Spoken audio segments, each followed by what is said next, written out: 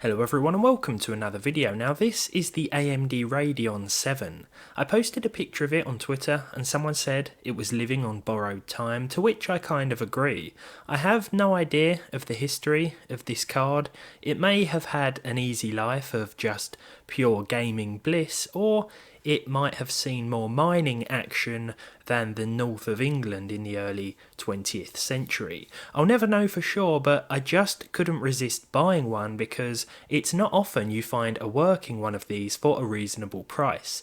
Now I say reasonable, but at £225, the equivalent of €250 or 270 US dollars, it makes far more sense to put that money towards a newer, less power hungry and just as capable option. This was more of a personal purchase though. I've wanted one of these beauties since launch, and after seeing the price skyrocket during the shortage, I was adamant I'd add one to my collection as soon as the prices started falling. Believe it or not, this once $700 GPU from 2019 was AMD's answer to the RTX 2080. It wasn't quite as good, and it certainly wasn't as popular with both reviewers or consumers, ultimately being discontinued less than 6 months after its launch, likely due to the Navi-based 5700 XT coming out. While that was a little weaker than the Radeon VII here, it was a lot cheaper. The already elusive Radeon VII suddenly became even harder to find. In today's one, I decided to put this 16GB monster to the test in a handful of modern games by seeing how high we can push the graphical settings and still hit 60 frames per second, something this card wouldn't have had a problem with just over 4 years ago.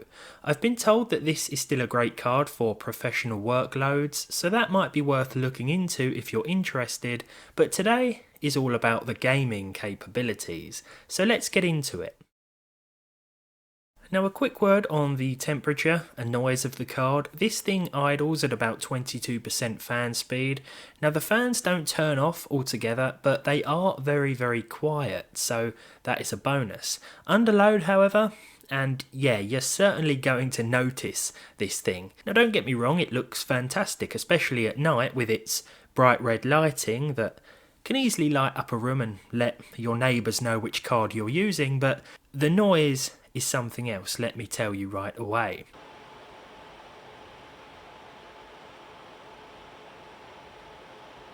So, for our first game we have Call of Duty Modern Warfare 2, I've got my earplugs firmly in, and for this one we're playing at 2160p or 4K as it's more commonly known. Now this, with the balanced preset, high textures and SMAA T2X set to the high quality, gave us 82 FPS in return with decent 1.1% lows. See, I'd recommend actually dropping the resolution if you are playing something like this, a competitive online shooter. You're probably going to want as many frames as possible, but in this one I just wanted to show you that 60 FPS is possible even at 4K. Don't get too used to this result though, because believe me, this is not a card that is capable of playing at this resolution in all of the games tested in this video. In Battlefield 2042 we've dropped to 1440p and we're now using the medium preset for an average of 76 FPS. This is sort of the highest I would go without pushing things even further, if you get what I mean. I mean, turning things up to high would cause more dips below 60 and possibly give us an average of less than 60, and turning the resolution up would do the same. So I felt that this was a nice place to be in this one. 1440p with medium gave us enough frames to remain competitive, I feel, or the normal person, because I'm not very good at this game. No matter the frame rate, I could be getting 1000 FPS, but the result was okay, though. Let's move on to Dead Space 2023. Now Dead Space 2023, this isn't really the fault of the card because I have tested a few games that just seem to stutter. I think we're sort of seeing a problem with modern titles where developers are relying a lot on upscaling techniques to hide the fact that some titles just aren't optimized. I'm not saying that's true here or for any of the games in today's list, but it seems to be something that is more common. This could just be a hardware issue after all, but Dead Space 2023 at 1440p with a medium preset 77 FPS on average, which was solid enough, but those 1% and 0.1% low numbers were absolutely diabolical. Now, I wanted to try and avoid FSR where possible. I just wanted to test the native resolutions, but that didn't really make a difference here. Whether we was playing at 1440p with FSR or 1080p native, the frame rates were still good on average, but the stutters, well, I just could not get rid of them. So that's worth bearing in mind, not just for this result, but a few others as well. In Fortnite, at 2160p with a medium preset, 73 FPS on average here with decent percentile lows. This was also with 100% scaling. This is a very nice result indeed, especially given how Fortnite seems to have become quite demanding over the last year or so. I'd happily play like this, but again, just like with other competitive online shooting games, you might want to consider dropping the settings and resolution a little bit if you want as many frames as possible. But with this one, with the Radeon 7, at least 60 FPS was possible at 4K with respectable settings in my opinion. Cyberpunk 2077, this was rather problematic. Now we couldn't really go to 1440p or 4K here, not without implementing some pretty heavy FSR and noticing a pretty big dip in the visual quality. I had to stick with 1080p, and not only that, we were limited to the medium preset for a close to 60 FPS experience. I was able to use the high textures thanks to that massive amount of HBM2 VRAM, and we were able to use the high crowd density thanks to the i5 processor. That said, we still didn't quite hit 60, which isn't all that concerning, but I did think this card was going to do better. It would be interesting to see how the 2080 would compare these days, not just in this game, but across all of them. 60 FPS just was really hard to achieve here, harder than I thought. In Red Dead Redemption 2, I went with 2160p or 4K again with the console quality settings, and this time we averaged dead on 60 with respectable percentile lows. Now in busier areas like Valentine and Saint Denis, you are going to see that average drop to the low 50s, but overall this game looks fantastic with these settings, and I think it runs really nicely on the old Radeon 7. I certainly think this isn't worth buying in 2023 unless you can find one relatively cheap. With that said, it is a nice sort of collector's piece, I guess you could say these days. It's ideal if you want something that's quite rare and hard to find, but also want something that is still relatively capable, sort of combining the best of both worlds there.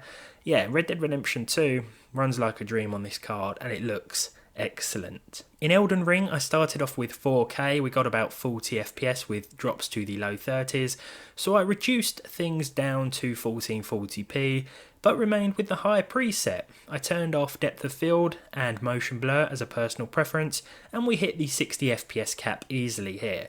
The 1.1% lows were also very good, so no issues with this one, and once again it looks absolutely fantastic with these settings. Marvel Spider-Man Remastered was also best suited to 1440p, with the high preset. 80 FPS was the average with respectable percentile lows. I don't know how many times I've said the word respectable now, but it's always nice to see decent 1 and 0.1% low figures because it means that we really aren't seeing any stutter in these games.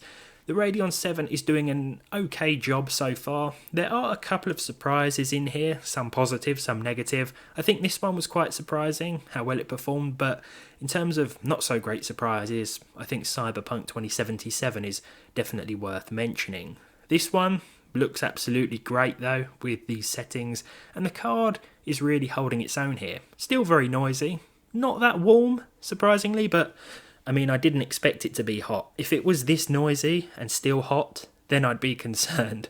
In The Witcher 3 Wild Hunt with its next gen update, we were running at 1440p with the Ultra preset, Hairworks was disabled, SSAO was also disabled, and SSR was also set to low.